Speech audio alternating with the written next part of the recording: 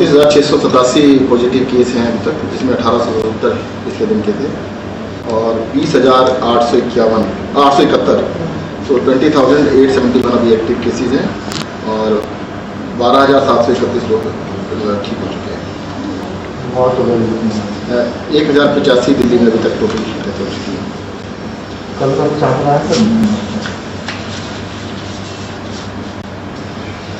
कल total death का 65%। Sir Delhi में जिस तरह से आंकड़े लगातार बढ़ रहे हैं, इसको देखकर स्थिति अभी क्या लगती है और जो कम्युनिटी स्प्रेड को लेकर एक असमंजस वाली स्थिति है, उस पर क्या कहना है? देखिएगा, स्थिति का तो ये है कि केसेज लगभग 2 हफ्ते में डबल हो रहे हैं और अभी से नहीं, पिछले 2 महीने से लगभग यही ट्रेंड चल रहा है। हर 2 हफ्ते में केसेज डबल हो जाते हैं। उसका रीजन है कि भाई एक आदमी को लगभग 2 हफ्ते लगते हैं ठीक होने में, अगर वो ठीक होने से पहले 2 लोगों को भी इन्फेक्ट कर देता है तो डुप्लीकेट ही चल रहा है। जहाँ तक कम्युनिटी स्प्रेड की बात है, ये बहुत टेक्निकल टर्म है और इसको तो मुझे लगता है केंद्र सरकार की जो संस्थाएँ हैं, WHO है या बड़ी बड़ी संस्थाएँ, वही बता पाएंगी कि कम्युनिटी स्प्रेड है या नहीं है। हाँ, ये जरूर है कि काफ़ी लोगों को फैल रहा है। लॉकडाउन दिल्ली में बढ़ाने को लेकर अटकलें लगाई जा रही हैं, इस पर क्या सर कुछ चर्चा है या सर? नहीं, लॉकडाउन बिल्कुल नहीं। दिल्ली हाईकोर्ट ने कल एक तल्ख टिप्पणी की और कहा है कि दिल्ली जो है वो कोरोना कैपिटल बनने की कगार पर एक याचिका में की सुनवाई के दौरान।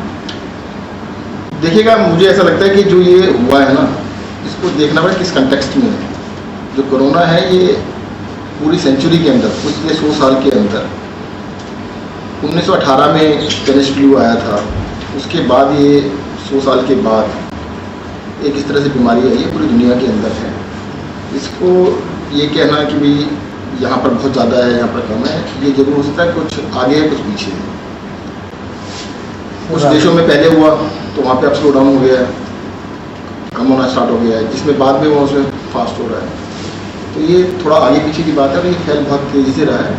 और स्पेनिश फ्लू भी एक कोरोना वायरस था उस टाइम पर भी, और ये भी कोरोना वायरस है, जिसे नोवल कोरोना वायरस कोविड-19 का नाम दिया गया है। इसकी बस यही डेंजरस है कि ये फैलता बहुत ज़्यादा है, बहुत तेज़ी से फैलता है, बहुत जल्दी फैलता है। एनसीबी ने कल मौत को लेकर एक बड़ा आरोप लगाया था कि जितने आंकड़े जारी किए उससे तकरीबन 2 गुना मौत हो चुकी है। देखिएगा, मैं आपको फिर से बता देता हूँ। मैंने सुना था, वो बता रहे थे कि पर्ची आती है कोविड की। कोविड प्रोटोकॉल से जिनका संस्कार किया जाता है उसमें 2 तरह के लोग होते हैं। एक होते हैं जिनकी कोविड से डेथ हुई है, दूसरे होते हैं जिसको किसी भी तरह का शक होता है, सस्पेक्ट होता है। पर्ची एक ही जाती है कि कोविड प्रोटोकॉल से उनका संस्कार किया जाए, और जो लिखित में जाता है कि कोविड प्रोटोकॉल से संस्कार किया जाए। इसमें बहुत तरह के लोग होते हैं। मान लो एक किसी बुजुर्ग की डेथ हो गई तो अगर परिवार में कोई भी पॉजिटिव था, जब सस्पेक्ट भी था तो कहते हैं यार सस्पेक्ट मान लो इसको, कि कैन बी सस्पेक्टेड, फैलना जाए। या कोई कह देता है कि जी इनको तो 4 दिन पहले बुखार आया था या कुछ भी बता दें तो उसको सस्पेक्ट मान लिया जाता है। तो corona suspect and corona positive दोनों को कोरोना प्रोटोकॉल से दाह संस्कार किया जाता है। और साथ ही साथ जो रिपोर्टिंग है, हमारे पास रिपोर्टिंग हॉस्पिटल्स करते हैं सारे, तो कई बार हॉस्पिटल की रिपोर्टिंग 2-3-4 दिन आगे पीछे नहीं होती।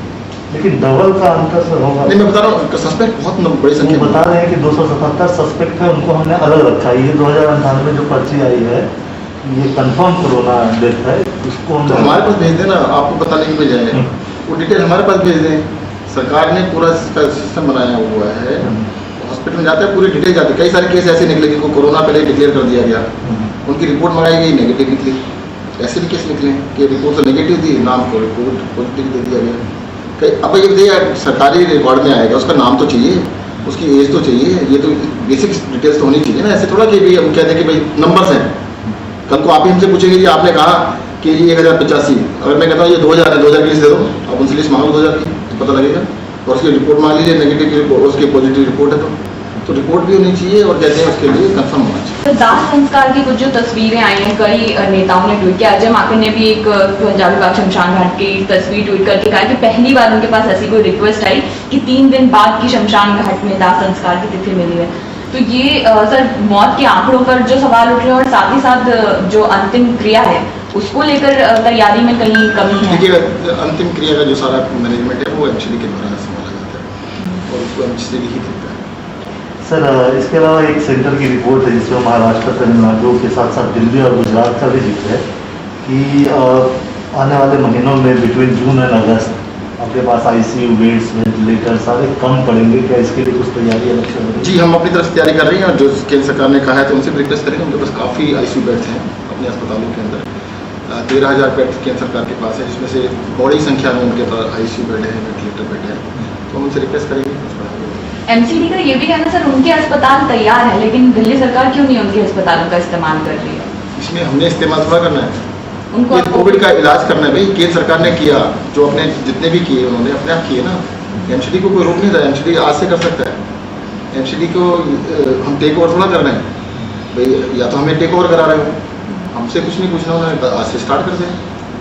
सर आखिरी सवाल, क्या बैंक्वेट हॉल और स्टेडियम को भी ऐसे हॉस्पिटल कन्वर्ट करने की दिल्ली के अंदर बहुत बड़े स्केल के ऊपर banquet halls, community halls, stadiums, इन सब की तैयारी की जाएगी। एक ऑर्डर और जारी किया सर, सभी कोविड डेडिकेटेड में ऑक्सीजन बेड लगाने को लेकर दिल्ली सरकार ने ऑर्डर। कोविड डेडिकेटेड के अलावा डेडिकेटेड में तो लगा ही रहे हैं हम सब। जितने दिल्ली सरकार के हॉस्पिटल्स हैं उसमें 80% बेड ऑक्सीजन बेड्स हैं कोविड के वाले। हमने कहा जो नॉन कोविड है उनको भी ऑक्सीजन के इंतजाम किया जाए। ठीक।